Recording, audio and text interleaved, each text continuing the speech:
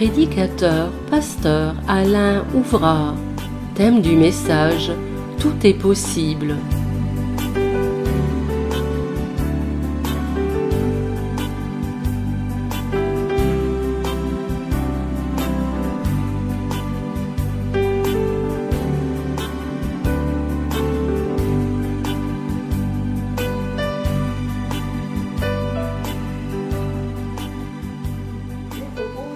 Que nous ouvrions notre Bible, si vous voulez bien suivre avec moi, mais il y a ces paroles de ce cantique, de ce chant, qui est à la fois aussi dans sa mélodie l'hymne national d'Israël, et vous avez remarqué ces paroles: du mal perfide, ô garde-moi, viens, sois mon guide, chef de ma foi. Quand la nuit voile tout à mes yeux, sois mon étoile, brille des cieux. Alors j'aimerais vous raconter cette histoire de cet homme qui peut-être pourrait emprunter ou pouvait emprunter ces paroles de ce chant: du mal perfide, ô garde-moi.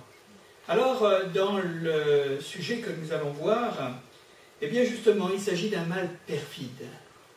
Et il est difficile pour les humains que nous sommes de discerner ce qui est vrai de ce qui est faux, de pouvoir, devant certaines choses étranges qui peuvent survenir dans nos vies, eh bien, de pouvoir de connaître et de percer finalement certaines choses qui nous semblent et qui sont réellement mystérieuses.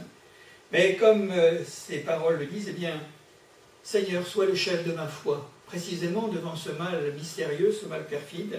Je te demande d'être mon guide, et quand la nuit voile tout à mes yeux, eh bien, sois mon étoile, et tu me guides, et tu me diriges des cieux. Alors pour ce faire, nous allons lire ce texte dans l'évangile de Marc, chapitre 9. C'est un texte que nous connaissons, que vous avez certainement lu à plusieurs reprises, et je pense qu'il y a certainement un bel encouragement à traverser nos nuits sombres, et ainsi, eh bien, laisser faire le Seigneur, le laisser nous diriger et surtout nous apporter, eh bien, la délivrance dont nous avons besoin, la lumière, parce que la lumière, c'est toujours la délivrance. Elle est toujours derrière cela, mais il y a une condition, elle est sine qua non, c'est véritablement notre foi. Alors, prenons ce texte, Marc 9, et nous allons lire à partir du verset 14, s'il vous plaît. Lorsqu'ils furent arrivés près des disciples, ils vinrent autour d'eux une grande foule et des scribes qui discutaient avec eux. Dès que la foule vit Jésus, elle fut surprise et accourut pour le saluer. Il leur demanda: de quoi discutez-vous avec eux? Et un homme de la foule lui répondit: Maître, j'ai amené auprès de toi mon fils qui est possédé d'un esprit muet. En quelques lieux qu'il le saisisse, il le jette par terre, l'enfant écume, grince des dents et devient tout raide. J'ai prié tes disciples de chasser l'esprit et ils n'ont pas pu. Race incrédule, leur dit Jésus, jusque à quand serai-je avec vous? Jusque à quand vous supporterai-je? Amenez-le-moi. Et on lui amena. Et aussitôt que l'enfant vit Jésus, l'esprit l'agita avec violence, il tomba et se roulait par terre en écumant. Jésus demanda au Père: combien y a-t-il de temps que cela lui arrive? Depuis son enfance, répondit-il, et souvent l'esprit l'a jeté dans le feu et dans l'eau pour le faire périr. Mais si tu peux quelque chose, viens à notre secours et compassion de nous. Jésus lui dit: si tu peux, tout est possible à celui qui croit. Aussitôt le père de l'enfant s'écria: je crois, viens au secours de mon incrédulité. Jésus, voyant accourir la foule, menaça l'esprit impur et lui dit: esprit muet et sourd, je te l'ordonne, sors de cet enfant et n'y rentre plus. Et il sortit en poussant des cris, et en l'agitant avec une grande violence. L'enfant devint comme mort, de sorte que plusieurs disaient qu'il était mort. Mais Jésus, l'ayant pris par la main, le fit lever, et il se tint debout. Voilà pour ce récit qui nous est rapporté aussi d'une manière peut-être plus concise à travers l'évangile de Matthieu et l'évangile de Luc. Je ferai quelques comparaisons entre ces trois rapports dans ces trois livres différents, ces trois évangiles différents, parce qu'il y a des petites nuances qui peuvent être très intéressantes dans la compréhension de notre texte. Jésus redescend de la montagne de la transfiguration, il a avec lui 3 disciples, et puis il y en a 9 qui sont restés tout simplement dans le village, là en bas, au pied de la montagne, dans le village, dans la ville probablement. Et nous voyons que quand Jésus va revenir, il va trouver un rassemblement auprès de ses disciples, une discussion. Il y a diverses personnes qui sont là, donc une grande foule, et puis il y a des scribes, des hommes qui sont versés dans la connaissance de la loi de Moïse, des hommes qui sont censés de connaître beaucoup de choses, non seulement de l'histoire d'Israël, mais de la foi en Dieu. Et voilà que non seulement ils sont tous ensemble, mais il semblerait que ce que Jésus va comprendre, ce qu'il va s'apercevoir, c'est qu'il y a une discussion animée. Alors, naturellement, ce qui se coule de source, c'est que il va falloir poser la question, pourquoi ? Pourquoi, là, les disciples restants, ceux qui ne sont pas allés sur la montagne, sont pris à partie par la foule. Mais dès que Jésus va arriver, il nous est simplement rappelé que dès que Jésus fait son apparition, tout le monde va s'arrêter de discuter et tout le monde va se diriger vers Jésus. Parce que tout le monde veut le saluer. C'était, a priori fort sympathique, mais Jésus va poser la question, il va interroger, il va dire, mais de quoi discutez-vous avec eux? C'est pas que Jésus soit curieux, parce que on pourrait peut-être penser que Jésus savait de quoi il s'agissait, quand on le voit à l'œuvre, avec cette toute science, cette connaissance, mais il veut quand même que la question soit posée, il la pose. Alors sur quoi discutez-vous avec tous ces gens qui sont autour de vous? Et puis voilà que la réponse va venir d'un homme qui va émerger dans la foule.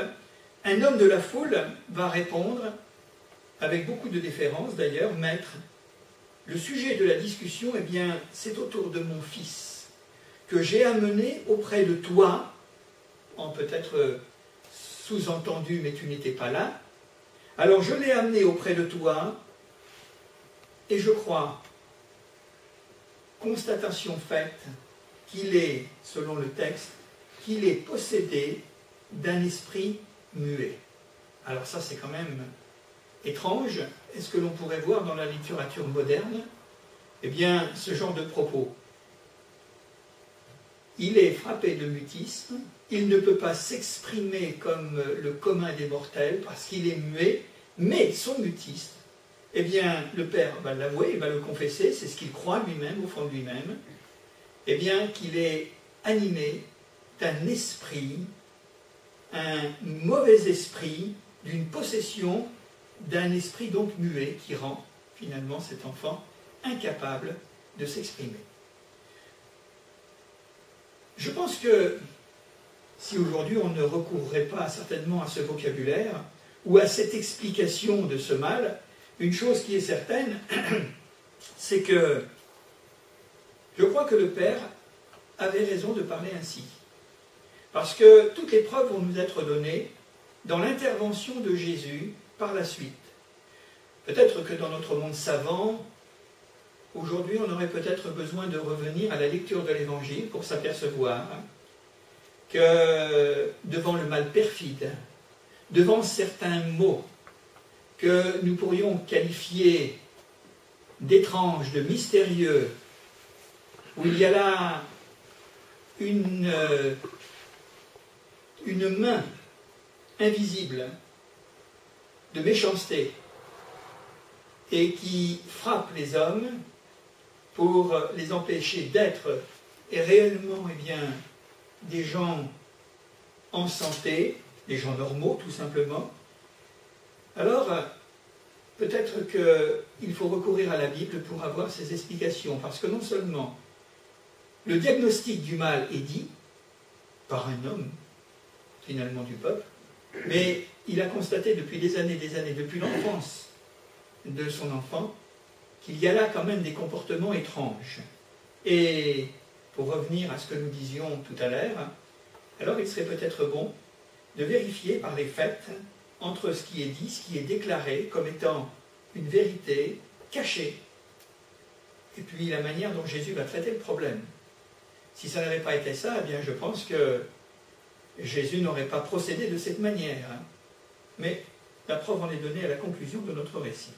Donc j'ai amené auprès de toi mon fils, qui est possédé d'un esprit impur, et il va donner le descriptif. En quelque lieu qu'il le saisisse, il le jette par terre, l'enfant écume, grince des dents, et devient tout raide. Figurez-vous. Alors peut-être y aurait-il un rapprochement à faire, parce que les faits sont là aussi, ce n'est pas seulement une ressemblance ou quelque chose qui pourrait nous y faire penser, mais je crois que c'est véritablement les symptômes d'une maladie qui est profondément invalidante et dangereuse, qui est l'épilepsie. Alors on lui donnera le mot que l'on veut, mais enfin on va rester sur le descriptif qui nous est donné et à l'observation de ce père, ce qu'il a vu, ce qu'il a vécu. Dans la version de Matthieu, il nous est dit ceci. Mon fils qui est lunatique. Voilà, c'est une petite nuance, mais c'est intéressant. En sachant que peut-être dans les peuples anciens, eh bien, on attribuait ce genre de phénomène, de dérèglement qui faisait perdre le contrôle ou la maîtrise de soi à un être, eh bien qu'il y avait une influence lunaire. Alors, je ne vais pas rentrer dans la discussion ou dans le sujet, mais c'est ainsi que Matthieu présente. Mon fils qui est lunatique souffre cruellement. Donc il y a derrière cette souffrance qui est dépeinte, eh bien quelque chose qui nous interpelle à cause de la grande douleur et de la grande souffrance. Cruellement. Il tombe souvent dans le feu et dans l'eau. Voilà ce qu'il nous est dit. Dans la version de Luc, pour amplifier un peu notre réflexion, ce père va se tourner vers Jésus, peut-être d'une manière un peu différente de Marc, il dira « Mais Seigneur, porte les regards sur mon fils ». Et cela appelle à la compassion, dans une détresse où nul homme n'a pu apporter de consolation ou de conclusion. Porte les regards sur mon fils, car c'est mon fils unique, est-il dit. Un esprit le saisit, et aussitôt il pousse des cris, ce que nous n'avons pas dans les deux premières versions. L'esprit l'agite avec violence, le fait écumer, et il a de la peine à se retirer de lui après avoir tout brisé. Donc c'est une vue panoramique eh bien, des évangiles sur le sujet qui nous est finalement eh bien, présenté de cette manière. Alors on va aller un peu plus loin maintenant. Il devient tout raide. Le Père va ajouter ceci, mais j'ai prié tes disciples de chasser l'esprit et ils n'ont pas pu. Vous savez, quand on ne comprend pas une situation, et je crois que ce Père avait probablement fait cette démarche vers Jésus, parce que nous l'avons lu tout à l'heure, il nous est dit, mais dans cette phrase, il nous est dit, mais je suis venu vers toi, pour toi en quelque sorte, parce que je sais, toi, le Christ, que tu as certainement la possibilité de faire quelque chose. Mais comme tu n'étais pas là, eh bien, je me suis tourné vers tes disciples et ils n'ont rien pu faire pour mon fils. Ils n'ont rien pu faire. Et c'est là où Jésus va, dans les trois évangiles que nous avons cités tout à l'heure, les 3 fois, à 3 reprises, Jésus va stigmatiser un problème chez l'homme. Le problème de ce père, le problème de la foule, et le problème de tous ces gens qui discutent, comme les scribes et tous ces gens de la religion. On discute, en espérant qu'après avoir discuté, on trouvera une solution. Mais les discussions n'ont jamais été synonymes de libération ou de délivrance. On discute. Et vous savez que le monde encore aujourd'hui continue à discuter. Et il discutera encore très longtemps.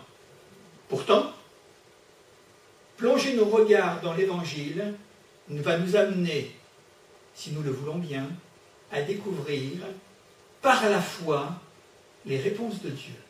Donc, on va laisser ceux qui discutent discuter encore, la théologie et tout ce que vous voudrez, mais Jésus va stigmatiser finalement le problème des uns et des autres, y compris de ses disciples qui n'ont rien pu faire. Alors Jésus n'y va pas par 4 chemins, vous avez remarqué les expressions qu'il prend, il dira « Race incrédule, leur dit Jésus, jusque à quand serai-je avec vous et jusque à quand vous supporterai-je » On sent qu'il y a dans l'expression ou dans la réponse ou dans l'interpellation de Jésus à tous ceux qui sont autour de lui comme quelque chose qui ressemblerait à de l'agacement. Jésus n'arrive pas à comprendre le cœur de l'homme qui soit si lent et si dur à croire, qu'il soit beaucoup plus version cœur de pierre que de cœur de chair. Et nous nous apercevons que Jésus va donner le mot ou l'adjectif, il dira incrédule, race incrédule, homme incrédule. Et toute la réponse, finalement, à ce que les hommes, là où les hommes se heurtent, là où ils butent, là où ils achoppent, là où ils ne peuvent comprendre, là où ils restent sceptiques, là où ils ne peuvent pas aller plus loin, si vous aimez mieux encore la multiplication des mots, eh bien c'est véritablement, ce mal porte un nom, c'est l'incrédulité. Race incrédule, leur dit Jésus. Alors, à partir de là, eh bien, il faut sortir de l'ornière.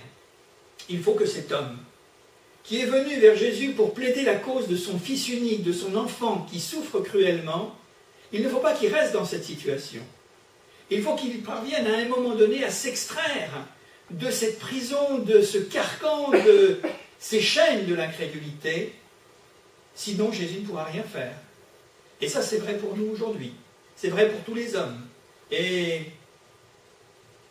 ne soyez pas surpris, ne soyons pas surpris, s'il y a encore des prédicateurs à travers le monde qui prêchent l'Évangile. Parce que ce qui peut donner la foi, ce qui peut bannir l'incrédulité des cœurs, eh bien c'est le message de l'Évangile et le message de la parole de Dieu, où Jésus est au cœur, finalement, eh bien, de la prédication. L'apôtre Paul, je le cite de mémoire, il dira, mais en effet, les hommes peuvent être sauvés, s'ils le veulent, par la folie de la prédication. Et je suis tout à fait convaincu, en tant que chrétien, qu'il y aurait certainement beaucoup plus d'action de Dieu dans nos pays, dans notre monde en général, s'il y avait un peu plus de foi. Et comme aujourd'hui, tout est relégué à des histoires ou à des légendes ou à des contes, alors naturellement, l'homme n'a plus qu'un sens unique, c'est de mettre sa confiance dans l'homme et dans le pouvoir de l'homme. Et où est le pouvoir de Dieu dans tout ça? Et surtout devant des cas, comme nous parlons ce soir, de mal perfide, esprit muet, esprit méchant, esprit qui invalide une vie. Alors Jésus dira, mais amenez-le-moi. Alors tout le monde s'est empressé de présenter cet enfant. Et il y a quelque chose d'assez étonnant, parce que la présence d'un malade animé d'un esprit tel qu'il nous est présenté, et cette confrontation avec Jésus va déclencher aussitôt, nous dit le texte, aussitôt que l'enfant vit Jésus, l'esprit l'agita avec violence. Vous avez là trois personnages. Vous avez l'enfant, vous avez Jésus et vous avez l'esprit. Je voudrais resituer la place de chacun. Jésus, la délivrance. Le Fils de Dieu venu pour détruire les œuvres du diable. C'est sa place par excellence. Vous avez l'enfant également, amené par son Père, mais l'enfant qui se trouve en présence de Jésus. Et vous avez également la place de l'Esprit qui habite l'enfant. Alors, j'espère que ce n'est pas trop compliqué. Et c'est pourtant le mot qui a été employé, posséder.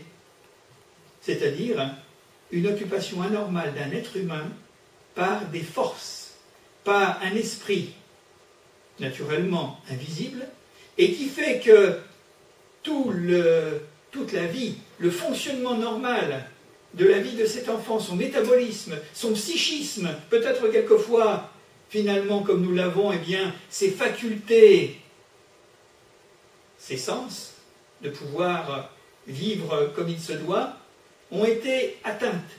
Tout cela a été modifié, tout cela a été perturbé, en sorte que cet enfant est frappé d'une infirmité. À l'examen peut-être médical de nos jours, on aurait dit qu'il y avait ceci et cela. On aurait peut-être donné un mot. Mais est-ce que l'homme aujourd'hui aurait pu peut-être répondre avec l'art médical? Parce que s'il y a des succès et nous sommes là pour les saluer, l'homme est capable de faire de grandes choses de nos jours. Mais il y a des situations où l'homme reste véritablement impuissant. Alors, je ne vais pas mettre en confrontation cette situation que nous avons devant nous, sur laquelle nous discutons, avec le pouvoir de la médecine, pas du tout, mais toujours est-il que ce qui est montré, c'est qu'il nous est simplement dit qu'aussitôt, donc, l'enfant s'est trouvé en présence de Jésus, cette présence salvatrice, cette puissance de libération qui est en Jésus, l'esprit l'agita avec violence. L'enfant a été pris de convulsions, il a été pris d'un mouvement désordonné, il a perdu le contrôle, il a perdu la maîtrise de lui-même, d'une manière spontanée. Aux yeux de tous ceux qui étaient là, on aurait pu dire, mais qu'est-ce qui s'est passé? On n'aurait pas compris. Mais derrière, le voile est levé, le voile de l'invisible est levé, et l'on comprend par la lecture de l'Évangile, c'est cette rencontre entre Jésus et l'Esprit, dont l'enfant est l'enjeu, qui va déclencher ce qui suit. Il l'agite avec violence, il tombe et se roule par terre en écumant. Vous avez remarqué avec moi l'enchaînement et la manifestation, les caractéristiques du mal. C'est, à vrai dire, et j'en reparle, les symptômes de l'épilepsie. Aujourd'hui, on aurait fait venir le SAMU, on l'aurait hospitalisé, on lui aurait donné toutes sortes de médicaments, etc., etc. Mais toujours est-il que peut-être on l'aurait enfermé dans une camisole pour apaiser cet enfant. Mais la solution n'est peut-être pas définitive. Là, ça va être définitif avec Jésus. Donc, et ce que nous constatons, c'est le pouvoir de Dieu qui se confronte avec un ennemi, en quelque sorte. Jésus va questionner le Père. Il va lui dire, mais combien y a-t-il de temps que cela lui arrive? Et le Père va avouer depuis son enfance. Alors on ne va pas aller chercher les origines. On ne va pas aller savoir pourquoi cet enfant est-il, eh bien, là, perturbé à ce point. Et perturbé, c'est un euphémisme, parce qu'il dira depuis son enfance, à tel point que souvent, le Père reprend toujours et reste toujours dans son raisonnement, l'Esprit l'a jeté dans le feu et dans l'eau pour le faire périr. Il y a là une main meurtrière, il y a là une puissance morbide, il y a là des forces qui s'agitent. Pourquoi cet enfant est-il malade? On ne sait pas. Mais toujours est-il qu'on en voit les effets. Et à tel point que c'est quand même extrêmement grave, parce que par-delà cette agitation, cette souffrance cruelle, à travers tout ce qu'il peut y avoir en se roulant par terre avec l'écume à la bouche, eh bien, le but, c'est de le jeter dans le feu, de l'amener à perdre le contrôle de lui-même, à se précipiter dans le feu, dans l'eau, pour le faire mourir. Vous savez, par-delà ce que nous avons pu dire jusqu'à maintenant, quelquefois, on pourrait y reconnaître les esprits qui poussent les hommes à mettre un terme à leur vie, et ce geste s'appelle le suicide. Où là, l'homme perd complètement la raison, et pour en finir avec la souffrance, pour en finir avec une situation qu'ils ne peuvent plus gérer, impossible, insurmontable, alors à ce moment-là, eh bien, ils vont vers l'eau ou vers le feu, quels que soient les moyens. Ça, c'est une image que je prends. Mais pour périr, pour mourir. Je voudrais quand même dire aussi en opposition, c'est que Jésus est venu sauver les hommes. Il est venu pour les faire vivre et pas les détruire. Et ça, il faut absolument que ça soit retiré de notre tête. On a souvent conçu Dieu, on a souvent pensé Dieu de cette manière, que Dieu était un Dieu qui faisait mourir les hommes. Alors que c'est complètement faux, et ça relève du mensonge le plus éhonté, c'est que Jésus est venu pour faire vivre les hommes, pas les faire mourir. On aura la preuve ici quelques instants. Le feu, l'eau pour le faire périr. À ce moment-là, lorsque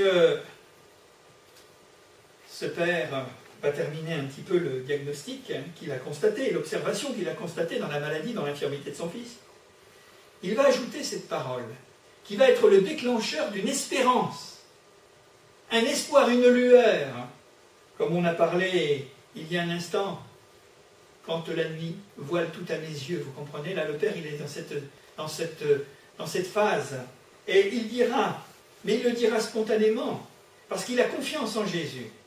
Il dira, mais, malgré cela, malgré ce risque de perdre mon enfant, à travers, ce genre de main infernale qui le pousse à sa destruction, il dira, mais si tu peux quelque chose, viens à notre secours et aie compassion de nous. Ça, c'est la prière.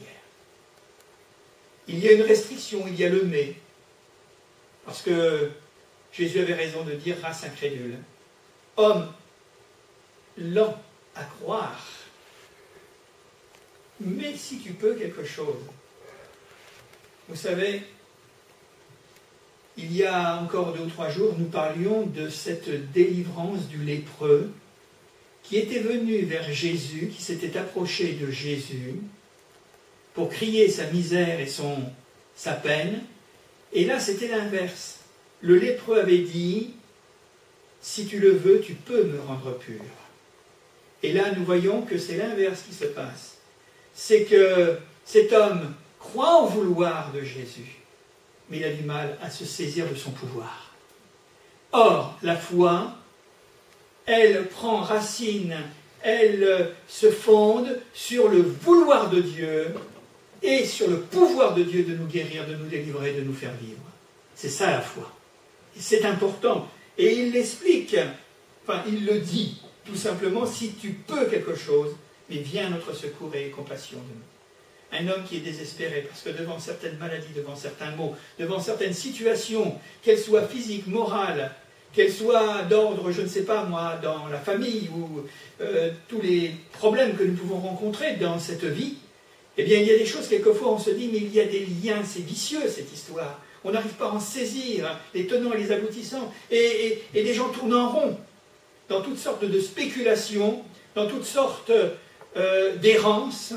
Ils vagabondent de ceci et cela, de tout ce qui peut leur passer par la tête, prêts à recourir peut-être quelquefois, pour compliquer la situation, et bien d'aller voir et d'aller chercher la solution à ce problème de mauvais esprit vers l'occultisme et la magie, ce qui n'arrange rien et qu'au contraire, ce qui va précipiter les choses. Mais il appelle du secours et il sait que Jésus peut être son secours, mais il appelle aussi sa compassion.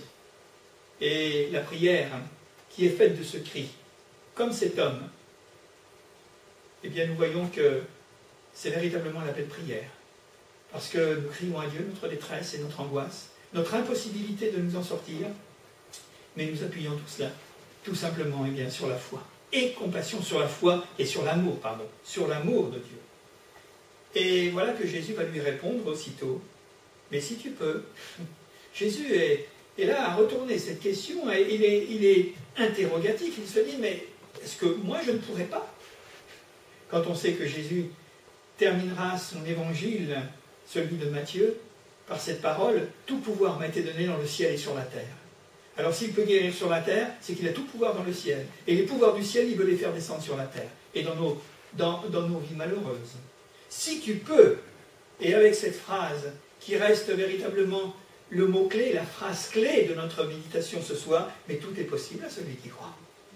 Le problème n'est pas chez Dieu, le problème n'est pas chez Jésus, le problème est chez les hommes.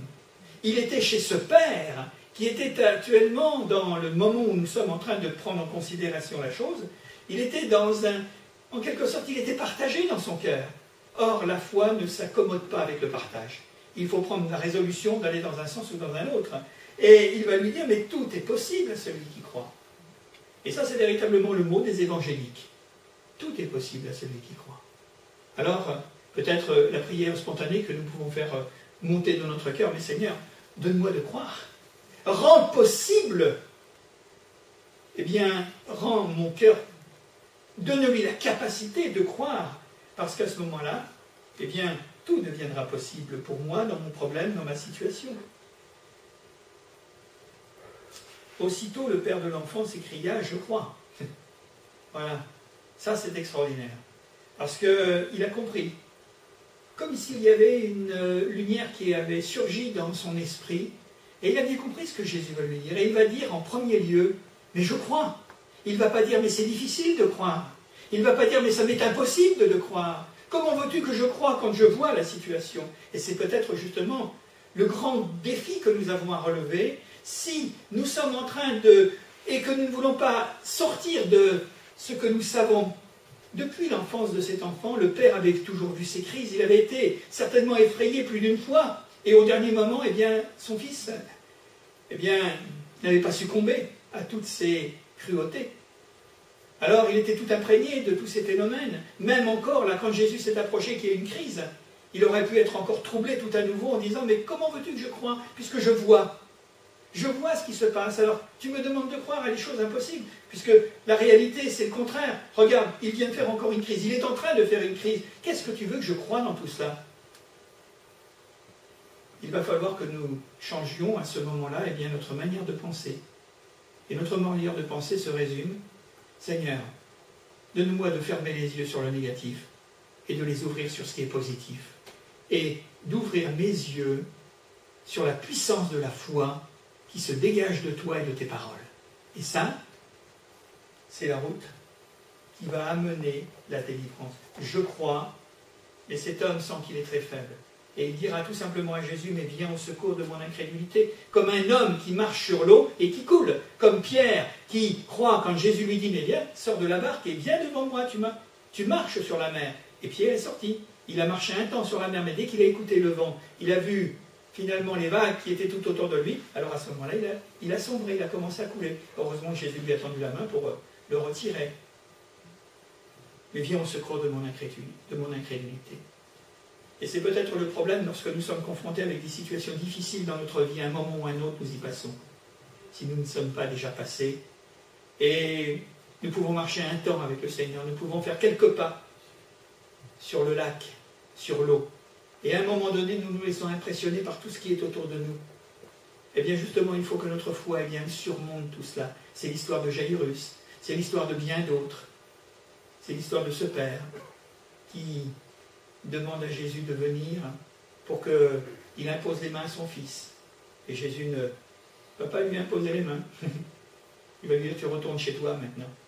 Et tu verras, quand tu arriveras, ton fils sera guéri. C'est la marche par la foi.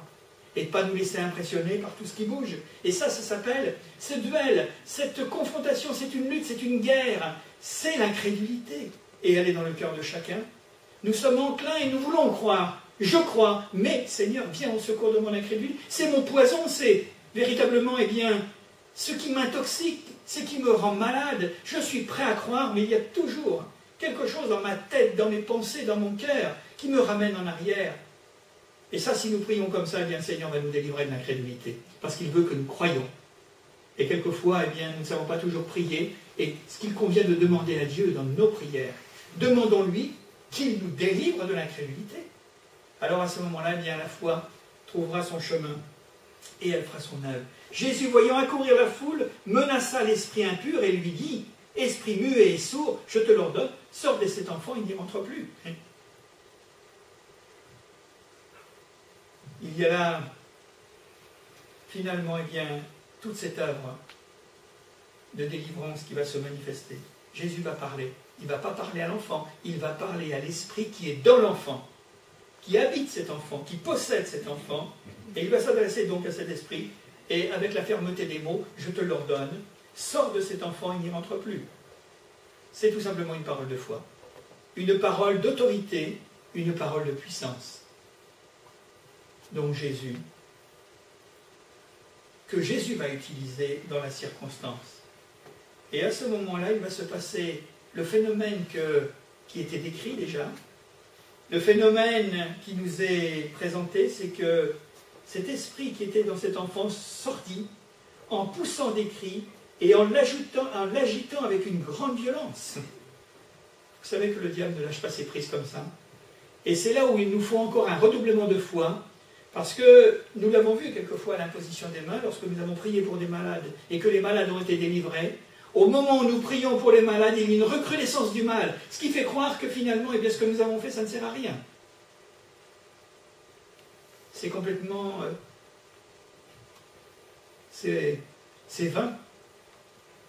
Mais si nous nous maintenons dans la foi, dans la prière, et que même s'il y a tout à nouveau une agression et violente et forte, c'est de dire, Seigneur, je t'ai prié, nous t'avons prié, je m'en remets à ce que je t'ai demandé, je ne regarde qu'à toi et je ne regarde pas à mes symptômes qui sont en train de s'amplifier pour m'essayer de me faire couler tout à nouveau et me faire perdre le bénéfice de ce que tu veux faire pour moi. Combien de témoignages vous avez entendus, des gens qui sont venus à l'imposition des mains et qui sont repartis, ils étaient encore plus malades qu'avant. Mais ils ont eu la bonne réaction parce que, à un moment ou à un autre, le lendemain matin, c'est arrivé. Nous téléphonons en disant, vous avez prié pour moi hier. Il s'est passé quelque chose. Et quand je suis rentré chez moi, j'étais 2 fois plus malade qu'en venant. Mais je me suis dit, j'ai prié, nous avons prié. Seigneur, tu as entendu ma prière. Et je vais résister. Je veux me maintenir dans la foi. Et aussitôt, parce qu'il y avait cette prise de position, c'était tout simplement un défi. C'était une contradiction. C'était justement pour intimider et casser eh bien, l'élan de la foi. Et ces gens nous ont dit, mais effectivement, parce que j'ai tenu bon dans la foi, j'ai eu la bonne réaction au lieu de regarder ce qui m'arrivait, mes symptômes et tous mes ressentis, eh bien j'ai continué à prier, j'ai dit, mais Seigneur, je te remercie parce que je suis guéri. Et à ce moment-là, les gens étaient guéris. Et nous avons eu des appels téléphoniques en nous disant, mais vous savez, c'était un combat terrible. Je suis venu, vous avez prié pour moi, ou nous avons prié ensemble, et puis ça a été terrible après. Un déclenchement comme une guerre, peut-être que comme je n'ai jamais vécu. Mais j'ai tenu dans la foi, j'ai continué non pas à prier seulement, mais j'ai béni le Seigneur pour la délivrance qu'il allait me donner. Et à un moment donné, eh bien, voilà, les choses se sont faites. Tout simplement, la personne a été délivrée. Il sortit en poussant des cris, en l'agitant avec une grande violence. L'enfant devint comme mort. Imaginez-vous un tableau, c'était terrible pour le père.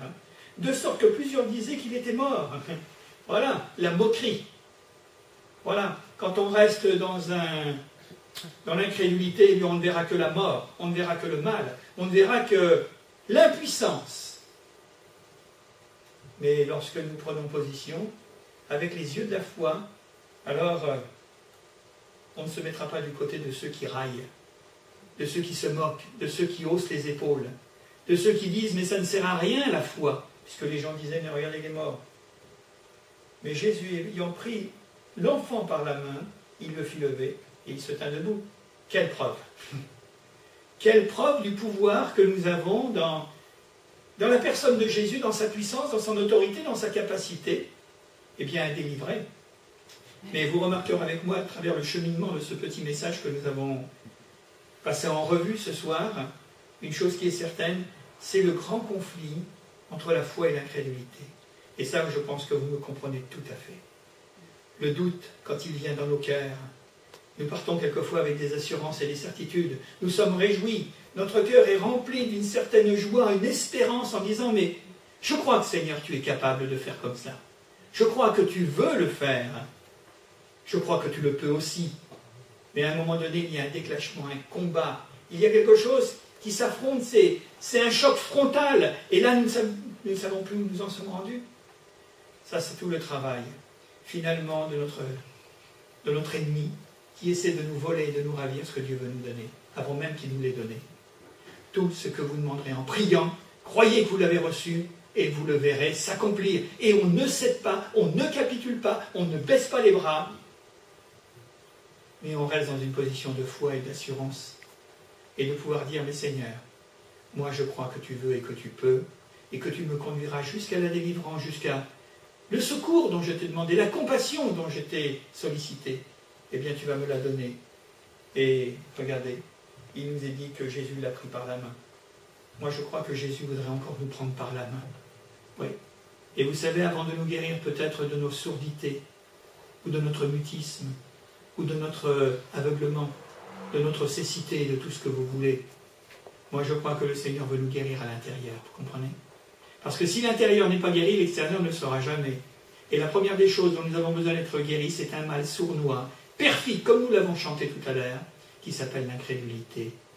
Vous y ajouterez le doute qui se trouve en mi-chemin entre l'incrédulité, je ne peux pas ou je ne veux pas croire. Le doute, c'est l'hésitation, c'est le flou, puis il y a la foi de l'autre côté. Et le Seigneur, il nous prend par la main pour nous emmener du bon côté, pour nous tirer à lui et nous dire, mais garde ta main dans la mienne, même si tu vois des précipices, même si tu vois des choses, si tu ressens des choses, si ton environnement devient de plus en plus négatif, ça ne veut pas dire que tu ne vas pas être délivré, que je ne peux pas faire quelque chose pour moi, ou que je ne veux pas. Je peux et je veux. Mais surtout, garde ta main dans la mienne et continue à croire, parce que tu dois t'en souvenir, tout est possible à celui qui croit. Il le fit lever et l'enfant se tint debout. Et là, je pense que, probablement pour la première fois de sa vie, le père a entendu son enfant parler. Ouais. Et l'enfant pouvait entendre, parce qu'il était sourd et muet, parce qu'il était délivré complètement et totalement. Voilà l'œuvre de Dieu, à travers la personne de Jésus. Vous savez, si ces récits nous sont consignés, et si nous ouvrons encore ces pages de la Bible, c'est qu'il y a encore tellement d'hommes et de femmes qui sont privés de la véritable vie. Je ne veux pas dire, et je ne veux pas en faire une application générale, heureusement d'ailleurs, que tout le monde est possédé, que tout le monde est habité. Certainement pas. Ça, ce sont des cas d'exception. Nombreux peut-être, mais quand même. Mais une chose qui est certaine, c'est que notre âme, notre cœur, nos pensées, notre vie intérieure, qu'est-ce qu'elle est disputée? Vous le savez? Que de conflits à l'intérieur de nous-mêmes, que de crises parfois. Nous pouvons connaître que d'hésitation, que de revirements de situations où nous savons plus où nous en sommes et nous savons plus ce que nous devons en penser. Et bien il y en a un qui nous prend par la main et qui nous conduit. Alors tout est possible à celui qui croit. Seigneur, je crois, mais délivre-moi de mon incrédulité. Que Dieu nous bénisse ce soir. On va prier quelques instants si vous voulez. Seigneur, nous voulons te rendre grâce et te remercier parce que ta parole reste toujours une parole de puissance, une parole d'action, une parole, en effet, Seigneur, qui va à nos cœurs pour nous guérir. Là où certainement les hommes n'auraient aucune idée, Seigneur, d'aller, parce que nous savons, Père éternel, que s'il y a tant de perturbations, nous pourrions dire psychosomatiques, avec des conséquences sur notre être physique, eh bien, Seigneur, c'est parce que souvent il y a un mal à l'intérieur de nous-mêmes. Et ce mal, Seigneur, qui nous pousse d'un côté ou d'un autre, qui nous donne d'être tellement hésitants, qui nous donne tellement, Seigneur, la nausée, Seigneur, le vertige, parce que nous ne prenons jamais position. Eh bien, Seigneur, c'est vraiment ce grand conflit qui a été dévoilé ce soir à travers ta parole, l'incrédulité ou la foi. Seigneur, dans le nom de Jésus, délivre-nous de notre incrédulité foncière, de notre incrédulité naturelle, de notre incrédulité terrestre et humaine. Seigneur, ça fait partie, en effet, eh bien, de l'espèce humaine. Et Seigneur, tu es venu vers nous pour nous apporter un message d'espoir et de nous dire tout simplement que si nous croyons, eh bien, nous verrons la gloire de Dieu. Nous verrons la puissance de Dieu. Seigneur, apprends-nous que tout est possible à celui qui croit. Oui, Seigneur, apprends-nous à prendre en considération, Seigneur, que tu as en réserve des trésors de bénédiction et de grâce, de paix, Seigneur, de bonheur, de joie, Seigneur. Tu as tout cela pour nous, mais donne-nous véritablement de réaliser, de comprendre qu'en effet, Seigneur, eh bien, nous devons nous approcher de toi et de pouvoir te faire confiance. En d'autres termes, croire en ton pouvoir et en ton vouloir absolu et divin. Merci, Seigneur. Tu nous bénis ce soir. Tu bénis, Seigneur, en effet, ce que nous avons entendu. Tu le permets, Seigneur, que cette semence germe dans nos cœurs et que nous tournions le dos, Seigneur, à cette incrédulité qui nous rend malades. Seigneur, dans le nom de Jésus, plus de place pour l'ennemi. Toute la place est à Christ maintenant et nous voulons grandir dans la foi. Merci, Jésus. Amen. Amen.